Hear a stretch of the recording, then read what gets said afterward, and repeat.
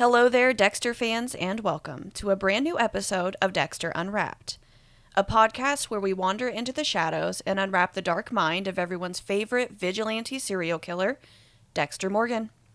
As always, I'll be your host, Brooke. And I'm Michaela. And today we are talking about episode 3 of Dexter Resurrection, titled Backseat Driver.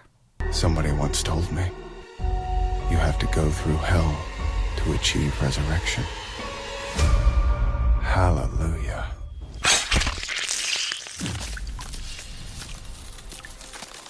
Hello there, podcast listeners. We are so excited to dive into episode 3 of Dexter Resurrection. This episode was crazy. Yeah, such a wild ride. Loved this episode. Wanted to say up front, we were 3 episodes in, we got a double bingo on our bingo card. Yeah, can't believe that. Maybe we'll check them all off. That would be awesome if we could check them all off. Some of them were like a little obvious, I fear, but still, I did not expect to get double bingo 3 episodes in. I thought it would take a bit. Yeah. Maybe half the season, but damn, yeah. Some other news, for the last little while, we've only really been on Spotify and YouTube, but your girl finally figured it out. I used my brain and I did the obvious thing, and so we're now going to be on, I think we're on Amazon Music already, and then probably next week our stuff will be on Apple Podcasts as well. So Spotify, YouTube, Apple Podcasts, Amazon Music, maybe even iHeartRadio. I haven't set that one up yet, but so there's a lot of different ways you can listen to us now, and we would appreciate if you guys give us a follow or subscribe. So yeah, very exciting to be on all the platforms now. Hopefully Finally. We'll be available everywhere soon. We probably should have figured that out way sooner, but I'm just glad we are figuring it out now. I did not have time to upload the rest of New Blood still onto YouTube. It's on everything else. It's just not on YouTube yet, but I will be doing that soon. So I guess that does it. So we'll get into episode 3, Backseat Driver. Okay, so we open up here with our title card, which is the same as episode 2.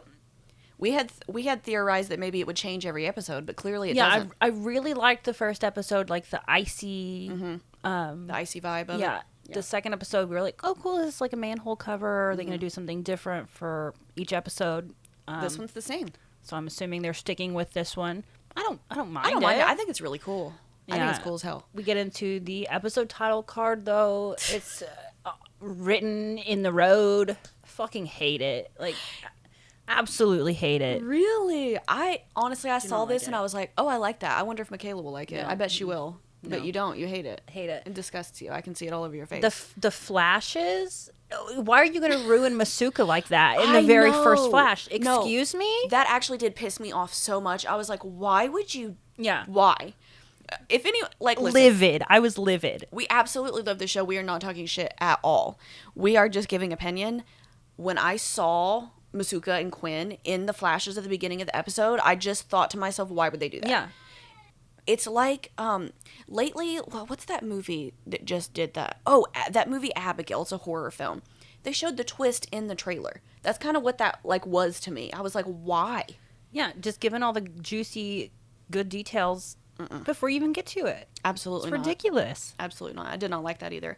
Anyway, I digress. I guess we'll get to the beginning of our episode now. We've talked about the title credits for... We've really just sat here and bitched and moaned about it, but hey, well, like, we have opinions, and that's fine. So we get our opening scene here, which is really funny. Dexter's giving a ride to this guy, and I knew immediately as soon as this guy was like, do you have a charger? Dexter was like, no. Like, why would I have a charger? I knew. I was like, this guy's going to give him like a 1 out of 5 or something. Yeah, Dexter's just so clueless. Yeah. He doesn't have water. He doesn't have snacks. Which is important. It's but he's never really been like a customer service oriented type of guy. He's never had to do anything like this before. But he gets back to Blessing's house, and Blessing is like, a 4.2? That is absurd. Yeah. I love how Dexter looks down and he's like, he sees the notification, the Your Card notification that he got 3 out of 5 stars, and he's like, 3 out of 5, not bad. He's just so clueless to everything. This episode is really, really, really funny. I'm loving the lightness to it. It's still kind of dark, though. I mean, we get, like, so many body parts and shit. Yeah, but I love the humor Yeah. as well. Yeah. I do too. I think it fits well. So yeah, Blessing tells him that he's gonna help him solve this little problem. Dexter really needs to get those ratings up, or he's not gonna be a your car driver anymore. Yeah, Blessing's like, I gotta help you. 4.2, man. 4.2. Oh my goodness. So Dexter gets a call from a veterinary clinic, and he places an order for some M99 using Patrick Bateman. Hi, is this Dr. Bateman? Patrick Bateman. American Psycho was a formative read when I was 19. This is he. Veterinary RX calling to confirm an expedited order of etorphin. M99 to knock out the dark passenger and whoever else is a guest at my table. Yes, to the P.O. box, please. Holy balls! The return of Patrick Bateman. Yeah, I love how he can just casually order some drugs like that. I know. over I the was like, phone. did he fake like a veterinary license or something? But Patrick Bateman is an alias he used. Do you remember what season that was? Well, he uses it in Original Sin. Well, he uses it in the When he original gets show the- too. Or yes, because I remember, and I'm gonna be on this list. That's my alias, Patrick Bateman. So we searched it up. It's episode 106. The very first season of Dexter, he uses Patrick Bateman, and like you said, he also uses it in Original Sin. We should have put that on our bingo card, 100%. Yeah, we just completely Woulda, coulda, missed it, shoulda. yeah.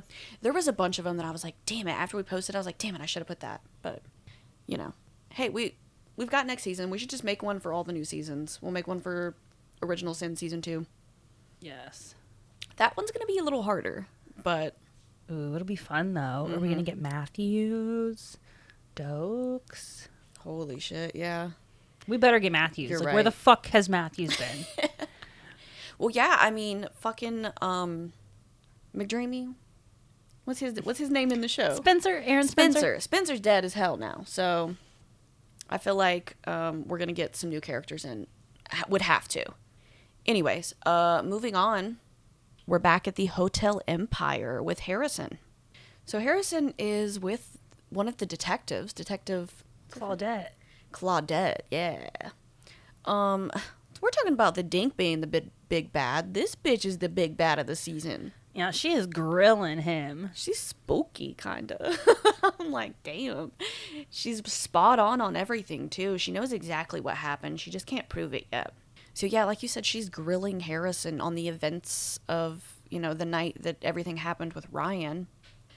And she's wondering why she can't see Harrison on any of the cameras after after we see him taking, Ryan and Shauna, the girl who was roofied, up to Ryan's room, which we knew that was going to be an issue. Like, of course they were going to see him getting on the elevator with them, and then he's not seen again until, I think she says 4 p.m. the next day.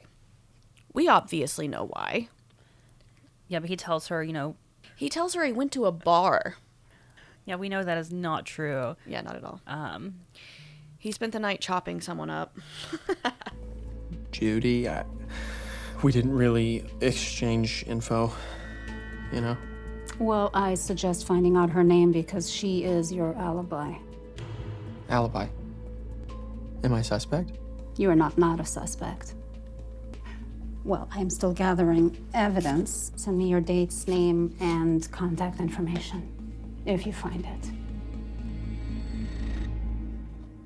We are done. Love his heart, man. He's in so deep already. But yeah, it seems like, I don't know where this is gonna go yet. Obviously, Harrison's not gonna get caught, right? I mean, come on. I mean, I feel like Claudette is a pretty good Dude, she's a detective. bulldog. She's great. And she has been correct on everything thus far. I just wonder what Dexter's gonna do to get them out of this. I guess we'll see. So we get over to Dexter, who is eating again. Dude is always eating. Yeah, the food be looking good though. Yeah, he's at Blessing's house having dinner, and Blessing's wife asks Dexter why he moved from Miami, and he's very shocked. Yeah, he's like, how did you, How did you know I lived in Miami? And she tells him it's, this website she uses to do background checks on people. She tells him for $75. she can do like a really in-depth background checks with this website. So Dexter gets the bright idea that he's going to use that to look up old Ronnie Schmidt, the guy that he is after currently, this rideshare killer. So Dexter looks up this Ronald Schmidt guy on, this background check website, and he actually finds him. And he's able to find this guy's address, and then before you know it, Dexter is outside this guy's apartment. Eating again. Eating. Dude is always eating. That appetite, it never stops. Yeah, it looks to be, I don't know what it is. It kind of looks like a taco salad or something. I don't know. And he finally gets a glimpse of Ronnie Schmidt coming out of his apartment. Good morning, Ronald. No hoodie? Must not be on the hunt. But I am. And Dexter's like, it's go time, baby. He goes to get into this apartment, much like Charlie, but he doesn't have that high-tech equipment. He's got to use his brain. Yeah, he pulls out his little lock pick his little kit. burgling kit. And he's like, picking a lock is like riding a bike. But then he gets to the door and realizes that it's a digital pad. Killer. But he does something pretty smart. He like blows on it. Uses his breath. Yeah, very smart. He figures out that it's his birthday backwards. Mm-hmm. And he gains access to the apartment. I do feel like that was a little easy. But I wouldn't have thought of that. Yeah, I wouldn't have either. We'd have just been like, shit, I guess we gotta go home. So Dexter gets into old Red's apartment. He's kind of looking around. He's there with Harry. He's kind of talking to Harry about like, if I was this guy, where would I hide my trophies? He looks over at the air conditioner. Harry pops up and is like, nah. He's like, too nah. coincidental. Nah. I think it's funny, though, how Dexter mentions being old again. He's like, man, I swear I used to bounce back quicker from this. And like we said, like in the past few episodes, it's going to be funny to see him not only from being in the 10-week coma, but also being 50 years old now. Yeah, it's definitely going to take a toll. Yeah. I'm glad they included that aspect because at the end of the day, he is just a guy. And he did get shot in the chest. And he is old now. Man, I'm sorry, but fuck Harry. So Dexter makes a comment here when he's trying to find the trophies, and he's like, man, it's like old days when you used to hide clues and I'd have to find them. Like he's a fucking dog or something. And that's the first time we've never really heard that before, that was something that Dexter and Harry did together. Well, I mean, he takes him, like, hunting and stuff. Yeah, I know, but, like, we never saw them, like, set up scenarios like this before. It was just a funny little detail that I wanted to mention. Because it's crazy that they did a full-on, like, recon scenarios. Yeah. But I digress.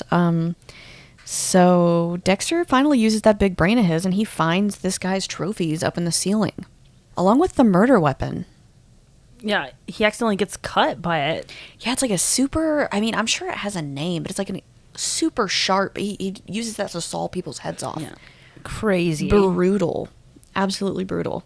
But Dexter finds, these licenses, and he makes a comment about Ronnie's apartment being a great kill room because it's got thick walls and it's quiet, and so that's going to come back into play later in the episode for sure. But he also makes a comment, the same comment that I made a couple episodes ago, about how sparse and like clean this man's apartment is. And Dexter's like, yeah, I used to live like this too, which is something that I made a comment about. All these guys, these psychopaths, they live so like neat. Yeah, very minimalist and cut and dry, and there's they don't have time for shit on the walls and fucking, there's like a computer, and then there's these like milk crates that he uses, and that's like it.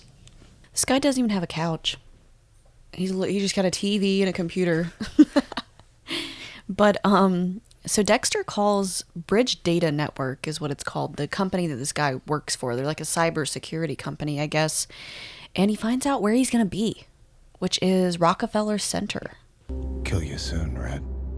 He does say tomorrow night here, but we still have not gotten a tonight's the night. Yeah, crazy. Absolutely crazy. And then so our episode 4 is titled Call Me Red, right?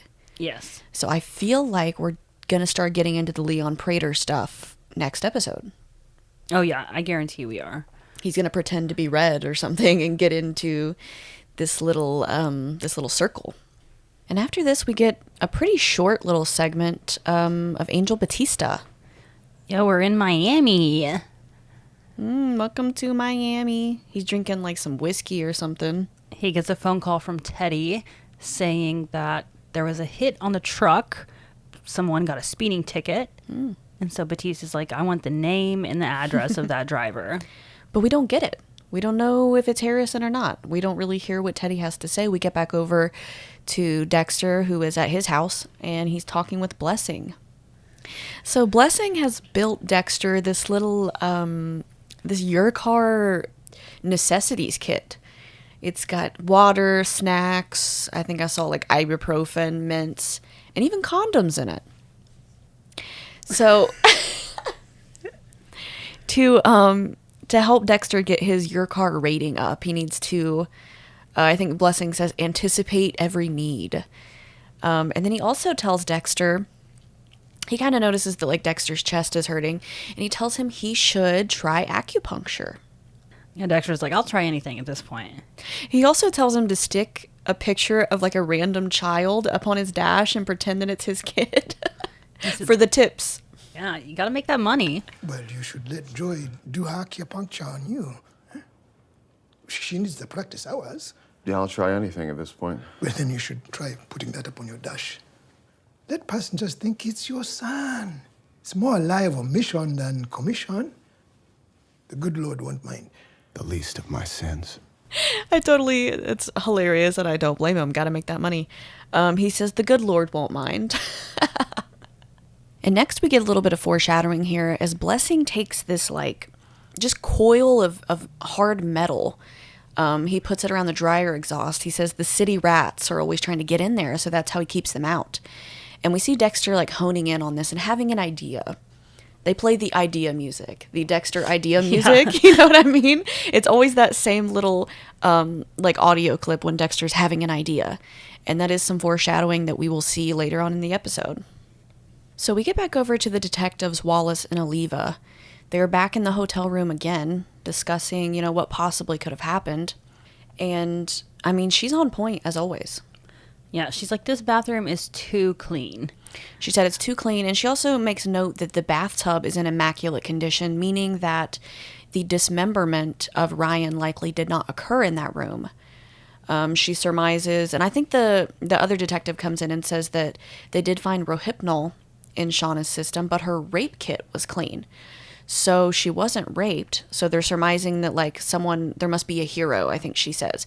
Someone stepped in enough time to save Shauna from that, and she is correct. So she gets this idea. She's like, you know, I need to go walk around the hotel because clearly he didn't get dismembered here. I need to figure out where he could have been dismembered and how this all could have went down. I think she puts her headphones on and she listens to Staying Alive again. The same music. That's her hype music, man. I don't like the headphone thing. I don't know. It's weird. It is weird. And this girl is funny. I don't know. Maybe it just gets her in the zone. I don't know. But so they start taking a walk around the hotel. And eventually they come to the kitchen. And I love when she's walking around listening to her music, she's yelling at everyone. Yeah. It's one of those comic relief moments. She just, like in the elevator, she's just screaming at them. The other detective, he's just like, yeah, like he's used to this. So they start checking out this kitchen. We kind of get flashes of what Harrison has done. She's, like we've said many times, she's on point about everything. She even looks up at the ceiling to exactly the place Harrison would have left evidence. Yeah, good thing Dexter cleaned it up. Crazy. She also makes note of the trash bags. Yeah, they're the same type of trash bags, but the knots are tied differently. Ooh, I that's going to come into play somehow. It has to, right? They've made too much of a ruckus about the knots. Oh yeah, I definitely think it's going to come back up. They take a step outside to see, you know, kind of look where the hotel employees put the trash. And thank God the pigeons have just shit this camera plumb full. Yeah. You can't see nothing out of that camera. Absolutely not. It's absolutely covered in shit. So we get over to Dexter, who is getting ready to do some acupuncture. I love that she puts one in his forehead. Yeah. There's a couple like little Easter eggs here. She asks him about his scar on his chest. She's like, ex-girlfriend? And then he also makes a comment. He's like, I'm never going to get used to this angle. Once again, he is on the table, which is probably super uncomfortable for him. And she also asks him, are you good with needles? He says, yes. I think there's a little bit more foreshadowing here in this scene. Blessing's daughter is doing the acupuncture, and she tells Dexter that there is, I think she says it's an old coal chute. So yeah, she says there's this old coal chute behind the bookshelf where she used to hide her pot. It doesn't come up again in this episode, but I feel like they definitely included that for a reason. I think it's going to come up at some point in the season, right? It has to. Ooh, yeah, maybe that's where he'll hide his new trophies. Ooh. Something's going to happen with that for sure. And also they start talking about like father-child relationships here. She's like, no matter how far away I am from my dad, no matter how much he annoys me and gets on my nerves, I'm always going to want to see him, and I always miss him. So, and Dexter's kind of realizing maybe I should talk to Harrison. Maybe I was taking this too seriously. Pretty much like, it's not that deep. So hopefully we're going to get a reunion soon. I hope it doesn't take to the end of the season. I don't think it'll take to the end of the season. I think it'll be soon, within the next couple episodes at least. Yeah, I think so too. So after Dexter's acupuncture, it seems like he kind of goes looking for Harrison. And he finds Harrison at this like cafe, Washington Square Diner, I think is what it's called. And it seems like he's about to go talk to him. Yeah, but then he realizes that Harrison's on a date. With the girl from the hotel. Elsa. Yes, Elsa. And it seems like he likes this Elsa girl, and Dexter really does not want to intervene. I think he says, I'm supposed to go play zombie dad? Yeah, that would be crazy. That would be terrible timing to be sitting there on a date and look up and see your father who you thought you killed. That would definitely be a spoiler for a date. So he doesn't go talk to Harrison. And then Harrison goes back to Elsa's place with her. They have a beer and they watch RuPaul's Drag Race. Love. I didn't pay any attention. Yeah. So I'm in like a Dexter group on Facebook, and someone was commenting. They were like, why do they have to make it woke? And I think this is what they were talking about. The fact that Harrison was watching RuPaul's Drag Race.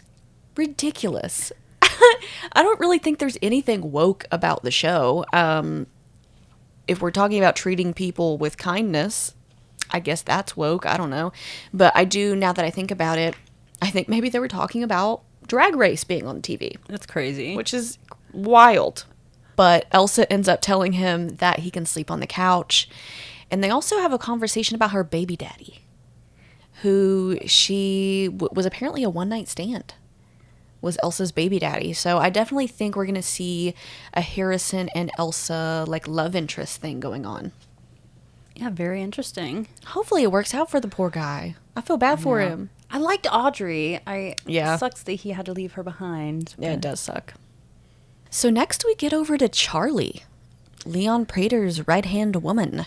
And they are preparing for this very fancy dinner, it looks. This serial killer dinner. She's going over things with like the chef or, the woman that's helping them. Charlie don't play no fucking games, man. No. She tells the chef, she said, now, guest number 5 is vegan. And who is guest number 5? Red. It's Red. The guy that Dexter is about to kill. Also, like Michaela just mentioned, if you noted, when Charlie's going through Red's apartment at first, she finds vegan ice cream in the freezer. So that means that Red is the vegan. We all know that Dexter is not. No, Dexter loves him some steak. So I'm wondering, like Michaela just said, I wonder if everybody's going to get served steak and then he's just going to get tofu or something. I wonder how that's going to come into play. That might even be what ends up like outing him. as not red. Yeah, I feel like it's definitely going to get brought up because why would they mention it Yeah. and show the ice cream and, It's definitely going to get brought up again at the dinner, I'm assuming. And Charlie gives her a list of like very expensive spirits of wine to pull. This woman is scary. I would be afraid to let her down. Yeah, Charlie is badass. So after that little scene with Charlie, we get back over to the Hotel Empire. The detectives, Wallace and Oliva, they just burst in when Harrison and Elsa are working. Yeah, Claudette's like, you never gave me the name of your one night stand. Like, what is happening here? So awkward. Harrison's like, Or I'm sorry, they're not working. They're in like, it looks like the employee break room or something. Him and Elsa's like, oh, I'm gonna go clock in. Like, poor guy. So they take Harrison to like the security room to look over the security footage, and they just really start grilling his ass hardcore. Yeah, Claudette's like, there's 124 cameras in this building, and you were not seen on a single one of them. Period. I think she says until like 4 p.m. the next day. She's like, there's no way you went to a bar and picked someone up like you said you did, because we didn't catch you leaving the hotel. You're not even seen on any of the cameras. Now, we, of course, know that is because Harrison avoided the cameras and was busy chopping up a body all night. But, I mean, they really think they're onto something here, which they are. But Harrison pulls one of the old Morgan moves. He tells them that the reason, I mean, and he does tell the truth, that the reason he wasn't on any of the cameras was because he's homeless and he lives there. They're a little stumped by that. They're like, oh, shit.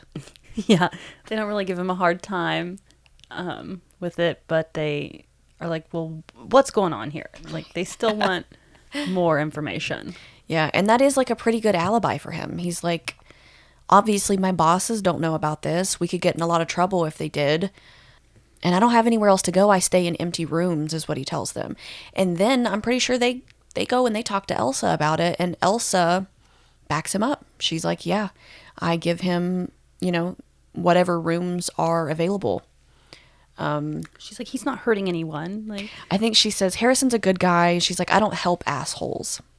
So they're kind of stuck between a rock and a hard place here. I mean, he kind of has like, I wouldn't necessarily call it a tight alibi, but there is an explanation for the weirdness going on around him. So next we get back over to Dexter, and we're a little bit torn on this. So this is the part where Dexter is putting on his turtleneck, and it is like slowly going like over his face.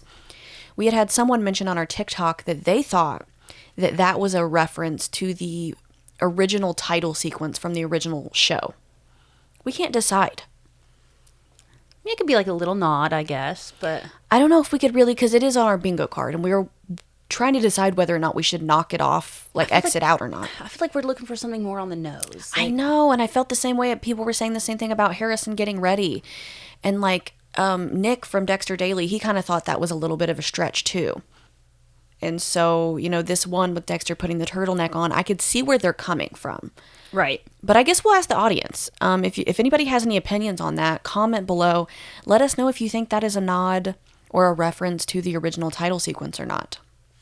But at last, Dr. Patrick Bateman has received his M99, the tranquilizer. We see him getting the needle ready. Yeah, very exciting. He is fully ready to take out Red. I think he says this is the last tool I needed. So we're going to be seeing... He definitely went shopping on Amazon. He got all those deals. Absolutely. The serial killer starter kit. You got M99 and a bunch of plastic wrap and like... I think he even makes a comment about that. He's like, it's amazing what you can find on the internet. And now we get over to one of the best scenes in the entire episode. We're in Miami, baby. Just want to make a note here. We get over to Batista. Batista's at the bar. And he's like staring at that bowl till you bleed picture. That damn bowling picture. It comes up the again. Same one. Like the exact same picture. Batista's staring at it. And it's kind of like you can't really tell if it's like more innocent times or if he's angry or like what's going on. But he's staring at this bowling picture that it won't die. This fucking picture. And as he's looking at this picture, we hear some familiar voices from afar. Yeah, in walks Joey Quinn Oh my God. and Vince Masuka.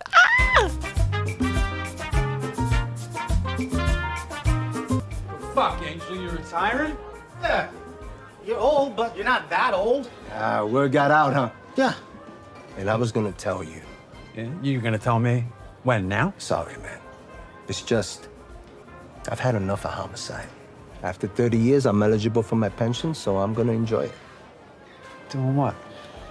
What, are you gonna open another restaurant? Write a novel? Start a podcast? Yeah, don't tell me you're gonna start an OnlyFans account. I mean, I'll be supportive, but I ain't gonna like it. So exciting. So glad they got these guys back. They deserve it. They deserve to be acknowledged. Their characters deserve to be acknowledged. Yeah, even if it was just for fan service. Like, we absolutely love it. Yeah, I don't mind. I don't mind the fan service. I don't mind the surprise motherfucker. Like, I really don't. I think it is important, of course, most important to have depth and a good story. But I also think it is important to acknowledge your fans and give them what they want every now and again. And we hear pretty much right off the bat that Batista is retiring. Yeah, Joey's like, what the fuck? Were you going to tell me? So Batista says, after 30 years, he's eligible for his pension and he's going to retire because he's tired of homicide. I totally get how homicide could wear somebody down. Oh, yeah. Especially going through the shit they specifically went through with Dokes, with Dexter, with Maria, with Deb, all of this terrible loss on top of, the terrible job. I can totally understand that. I think Joey says, like, what are you going to do? What are you going to start a podcast? You going to write a novel? And of course, Masuka chimes in. Yeah, he's like, don't tell me you're going to start an OnlyFans. Of course, that's what he's worried about. Like, Masuka is on OnlyFans. Absolutely. He's probably got the platinum subscription to a bunch of different bitches. Or maybe, supposedly he got married or is getting married. So maybe the wife is cracking the whip. Maybe he's not on OnlyFans. So Batista says no, that he's going to do some traveling. Quinn asks him if he has an old score to settle. But he doesn't really give them any details. He's just like, there's this one thing that I just can't let go of. And of course, that is Maria LaGuerta, her death and what happened to her, and how this involves Dexter. Yeah, now he's got two people saying that Dexter's the Bay Harbor Butcher. Yeah. He is not going to let this one go. He is full on retiring and putting everything he has, it seems like, into figuring out what the hell is going on with this situation. He tells Masuka and Quinn, he's like, listen, the less you guys know, the better. And when it all goes down, you're going to understand. So surely to God, we're going to see Quinn and Masuka again, right? I hope so. I hope this is not their only little cameo. I feel like they have to bring Joey in because Joey had such a inkling anyways. So. Yeah. In such a weird relationship with Dexter. I feel like you and I were talking earlier.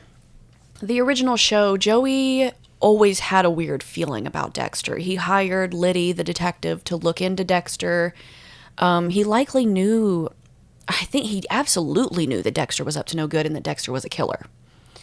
But at the end of the day, Dexter and he just kind of saved each other's ass a couple times, helped each other out.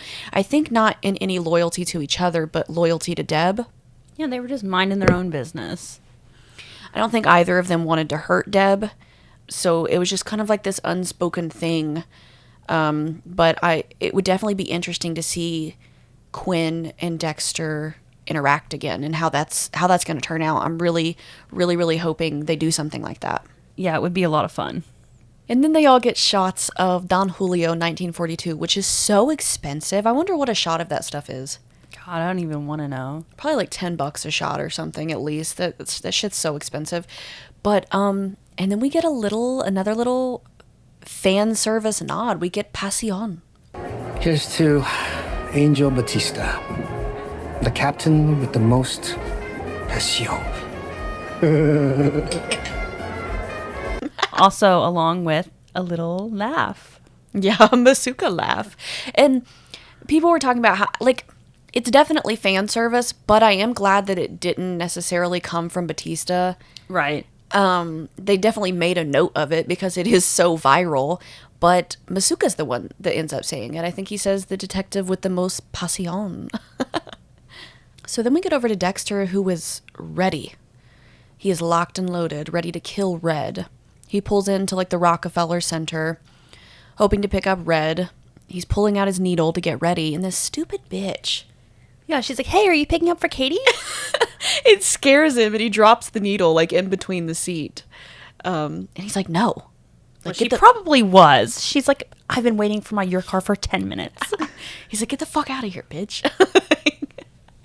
He shoos this woman away, this Katie woman.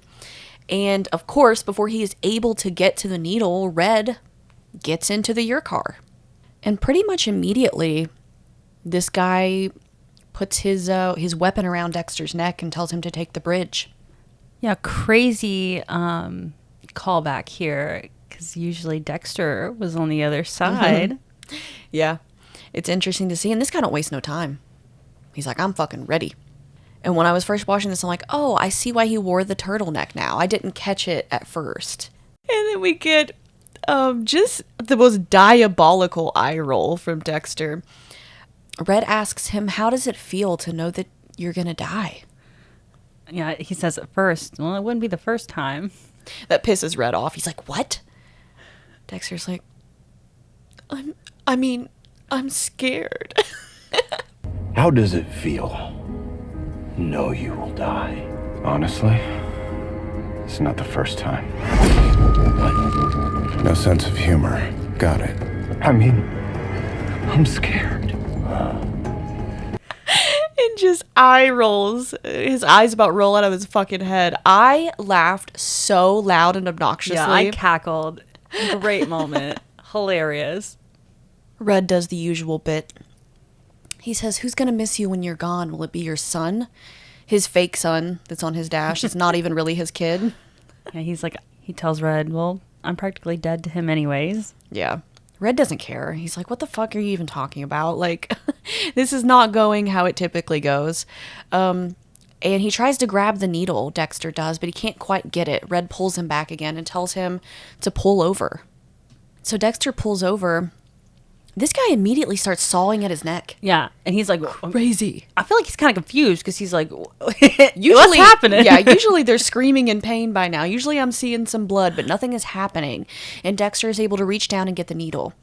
And he says to Red, it's time to let my true self take the wheel. What are you doing? Taking my life back. And the name you stole from me. What name? The Dark Passenger. Oh, the fuck!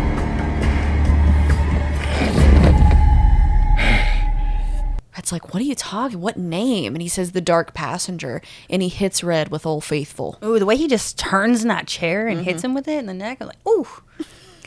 It is such a good moment. So Red's like, slick. Yeah, Red's like, what the hell? This did not go as planned for old Red. So we see, like, I think I had mentioned in the first couple episodes that maybe I thought it was, like, racially motivated. But we see that it's not anything racial at all. It's just rideshare drivers in general. Yeah, he hates those fucking rideshare. Which is crazy. That is a crazy victim to have, is just fuck all rideshare drivers. I'm going to cut all their fucking heads off. That is insane. But we see that Dexter renders Red unconscious. Tonight is the night, baby. But he still doesn't say it. Yeah. Oh, I wish we would have got it. We'll get it soon, surely. And before we get over to the kill room, we see why Red's, little handy-dandy wire wasn't working. Yeah, Dexter pulls out the metal that we saw Blessing patching up the dryer vent with. I did not put that together until he pulled it out. Yeah, I did not. I was like, damn, he's yeah. clever. Oh, yeah. And then, of course, we get our episode title. That's an album. That's our album. Michaela just called it the album title. This ain't no album, ho. But we get our episode title. Dexter says, don't you know nobody likes backseat drivers? We then see Dexter setting up his kill room. And the way he has Red strapped to the table, Like, what are you doing? I know you're a little rusty, but It looks like he's in a damn cocoon. he is wrapped. That's for sure. He isn't going anywhere. He's got him wrapped up like, you ever seen Killer Clowns from Outer Space? The way they wrap people up in, like, the cotton candy cocoons. It's crazy. It's kind of what it reminded me of. And he makes a comment here. He's like, it's amazing the things you can get off the internet. And free shipping, too. So he's got his handy-dandy kill kit and his saran wrap and everything he needs to do this. So I think we're about to see our first kill. Hell fucking yeah. It's about time. Well, our first Dexter kill, not our first kill. That was Harrison, but he's even got the smelling salts. Yeah, he got it all. Back in the groove of locked things. and loaded. So Red wakes up and we have like a classic kill room here. Of course, Red's like, who are you? What do you want? I think Dexter makes a comment of that. He's like, I love when they play the greatest hits. That's always how it goes. Who are you? What do you want? And he's got his trophies displayed out. And Dexter starts pointing out the victims. Mm-hmm. He says, you know, I would talk about it some more, but I think you would just like that. I think you would get like a sick pleasure from, you know, me talking about your victims. He says to him, you know, I force you to open your eyes and look at what you've done, which is a callback from the very first episode. That's something that's echoed a lot. Yeah. I think it's echoed in New Blood a few times too. Oh, it is. I like that they use it here though, because kind of the same. Yeah. It is weird because it was the same, like, that's how we got Mike Donovan. Right. I almost said Matt Donovan again. The vampire. This is the Vampire Shout out Diaries. Vampire Diaries. That's Mike Donovan. And so it is a really cool thing for them to echo back. It makes a lot of sense. So Red immediately thinks that Dexter is the person who broke into his apartment and left the invitation and the money. And Dexter's like, I don't care about your money. I'm just here to kill you. Yeah, he's like, what are you talking about? Invitation? Money? He has absolutely no idea what this guy's talking about. He's like, I'm here because of the innocent people that you've killed. And of course Red goes on his spiel. He's like, innocent people? My daddy died. Blah, blah, blah. It's always about the daddy. Give me a break. As I knew it would be. He ends up telling Dexter that his father, you know, sunk his life savings into a taxi medallion. And then when the whole rideshare thing popped off, the value tanked. And so his dad killed himself. And his dad ended up being beheaded by the dredge that was trying to find him because he had, like, jumped into the East River, I think is what he says. Yeah. So dumb, dude. Like, these guys, give me a break. Your dad chose to kill himself. And so now you're just going to kill all rideshare drivers ever? Yeah, crazy motive. Insane motive. Crazy work. Crazy work. So Dexter tells Red, he's like, you know what? These people are innocent. You had no right to kill these people. It has nothing to do with your daddy.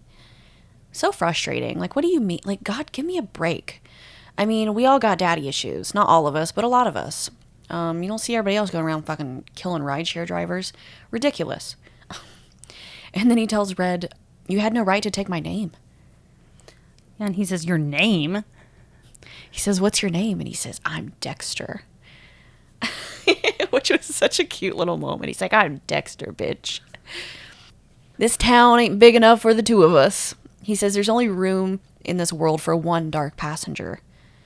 And then with that, we get our first Dexter kill of the season. Ooh, and we get the iconic stab as well of him just going straight into the chest. And we actually get it. It's in Original Sin, they had a lot of the kills were faced upward towards Dexter. I didn't really like that angle. It was different. It was odd. But we get, like you said, the classic one here. We get the blood theme, and it is just, you know, a straightforward Dexter kill. And that is the end of Red, the dark passenger. So after the kill, Dexter goes snooping in Red's bag, and he finds the invitation, which it's so interesting to me. This invitation is like a mirror. We get another reflection shot. Yeah, very cool. Very interesting. And he reads off, you know, what's in this invitation. It's obviously from Leon Prater, inviting Red to a dinner for, you know, these different serial killers to, quote, share their craft. And he also finds the money in this guy's backpack. So he's like, what in the hell is this? A dinner for serial killers? I think he says only in New York City. Literally. So after he finds the money, he's still like reading the note, and it says, "There will be more if you sell us your trophies." This guy's a freak. Yeah, so is Leon, is he just like a collector of serial killer trophies? What does he do with these trophies? I feel like I remember in maybe the trailer or the teaser, there's an audio clip of someone, maybe Charlie, saying that Leon is a collector of many things. So it's going to be interesting to see. I mean, that's freaked out behavior. Oh, yeah. Having serial killer sell you his trophies. Very, very interesting. This guy is a weirdo, and I'm super excited to get into all of that. Yeah, I cannot wait to meet Leon and the rest of the killers. I know. I'm so excited for David Desmolchin. I'm sorry. I drop that name every fucking podcast, but I love that guy so much. I'm so happy he is in this, and I am absolutely thrilled to get into, what was his name? The Gemini Killer? Yes, he's the Gemini Killer. Ooh, period. He's got a comic book coming out, by the way. Interesting. It's like, it's called Through. It's like a very personal story to him, I guess. But I was looking at it, and I think I might order it. It's only like $40 to get just the book. Okay. Anyway, we get another iconic little tidbit here. Yeah, I was so sad at first. I was like, God, we didn't get the forehead tap. But we got it at the end, and it's a double forehead tap. We sure did. We got a forehead tap, and he even says here, he's like, we do share a certain resemblance, and they kind of do. Like, do they look exactly alike? No, but they do have a resemblance, 100%. Yeah, this forehead tap did something to me. I said, ooh, I like that. And that was on our bingo card as well. Yeah, just checking them all off. He also does his little, it's like twinkle fingers or something. And he does it to them like in their face. Yeah. Well, he spreads his hands apart. It's almost like he's doing a magic trick or something. It's just one of those Dexter-isms. Sort of like the original Spin and the Dexit, which we have yet to get. A Dexit.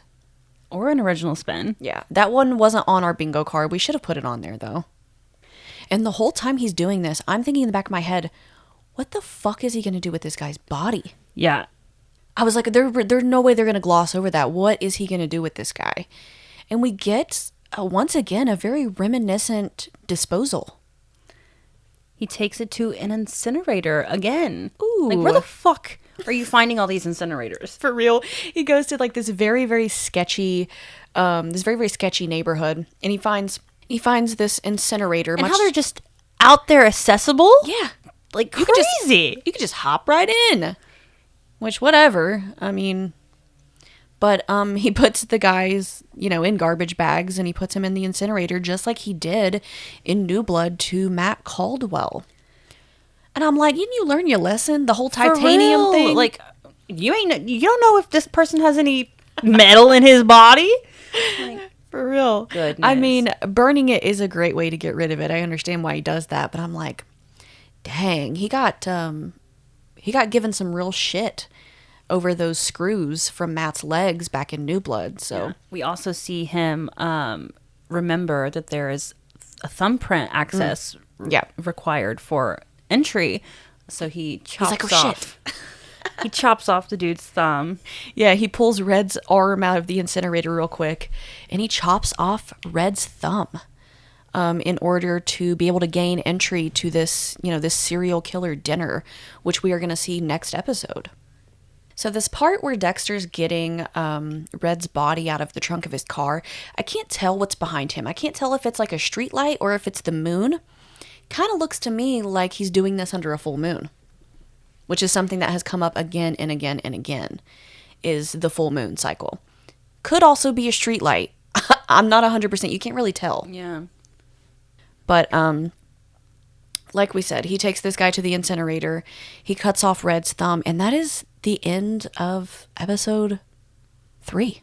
But right before the end of our episode here, we get over to Harrison for just a moment. Harrison and Elsa, they're talking about the police, what's going on with the police and everything. But we get like a cool little transition. Harrison is looking at his own reflection and it switches instantly over to Dexter looking at his own reflection. Ooh, solid transition. Yeah. They've been just a few little transitions we've had this season. Killer. Yeah, they've been hitting. And the reflection is just a big deal this season so far. We've gotten so many reflection shots. So hopefully there's going to be a lot of like inner looking this season. You know, like I said, character development and really seeing really seeing yourself for who you are and what you've done, essentially. And then finally, we get back over to Dexter, and he has realized that he needs Red's thumbprint in order to get into this serial killer dinner. So he's already put the body in there. He's got to rustle this guy's arm out of the incinerator. And then he cuts off Red's thumb. And that is the end of our episode. And he says, bon appetit. So he is ready to go to this dinner.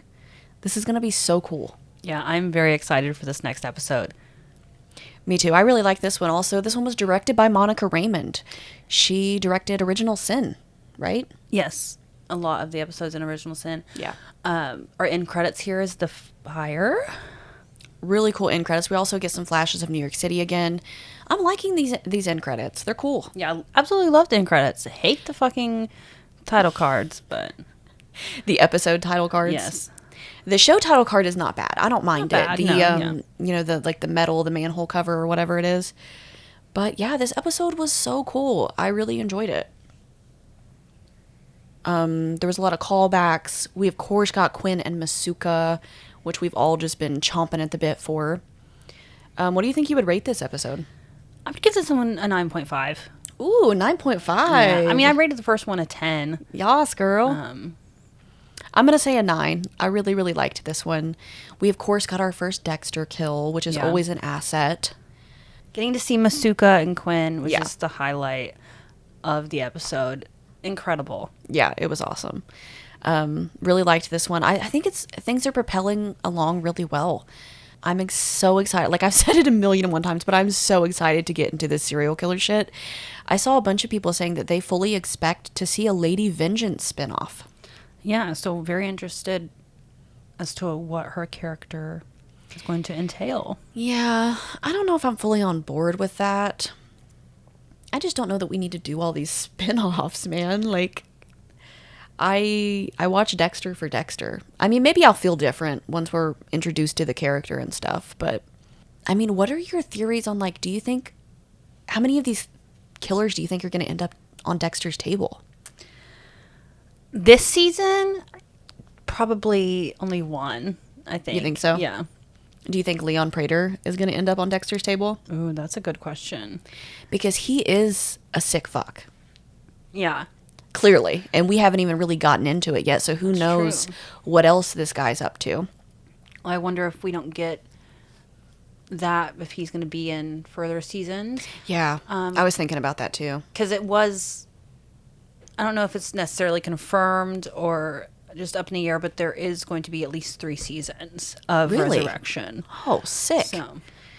And I know the finale episode is titled And Justice for All. So I wonder what that means. It would be really cool to see Dexter take all these guys out. Oh, absolutely. But that would be a lot for one season, though. I agree, because there's 5 of them, isn't there? Maybe 4. There's the Gemini Killer, David Smolchin. There's the Tattoo Collector, which is NPH. There's Al Stonestreet's character, and then there's Lady Vengeance, and then I think there's just Red, who is Al Dexter. Stonestreet, I think, is Rapunzel. Rapunzel, yeah, I couldn't remember his. That's 4 of them, plus Leon Prater, so that is a lot of kills. But I think we've got a lot of good stuff ahead of us. I'm very excited, and I'm happy with where we're at currently. Yeah, I'm very pleased. It's been an incredible 3 episodes. Yeah. Cannot wait for the rest. Yeah, well, I think that does it for today's episode of Dexter Unwrapped. Remember, you guys can follow us on our socials, Instagram, TikTok. I think we're on X also, but we don't keep up with X a whole lot, so it is what it is. But you can now subscribe on Spotify, YouTube, and Amazon Music. And then probably in the next week or so, we're going to have our stuff up on Apple Podcasts as well. So keep an eye out for that. We would love to have you guys follow and subscribe. And comment below if anybody has any theories they want to talk about, or some things that maybe we forgot, we didn't mention. Let us know. All right, well, I think that does it. As always, I'm your host, Brooke. And I'm Michaela. And until next time, stay safe and keep that dark passenger in check.